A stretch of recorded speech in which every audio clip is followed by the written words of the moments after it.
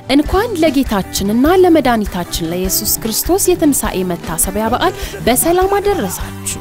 የጌታችንን የትንሣኤ መታሰቢያ በዓል ምክንያት በማድረግ በክራይስት አርሚ ዓለም አቀፍ ቤተክርስቲያን ዕለተ ዕሮብ ሚያዝያ 8 ልዩ መሰናዶ ተዘጋጅቷል። በዕለቱ የትንሣኤው ጀግና ከሙታን ሁሉ በኩር ሆኖ በሞት ላይ አይሎ የተነሳው ጌታችን ኢየሱስ ክርስቶስ በኃይልና በስልጣን ይሰበካል።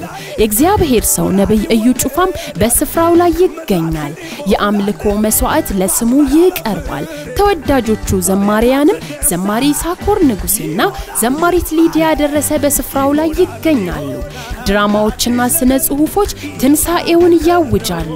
ስለሆነም ሚያዝያ 8 ዕለተ ዕሮብ ሁላችሁም ክራይስት አርሚ ዓለም አቀፍ ቤተክርስቲያን እንድትገኙ በክብር ተጋብዛችኋል። ኑ አዳኛችንን በአንድነት እናምልከው። ክራይስት አርሚ ቲቪ ኢትዮጵያ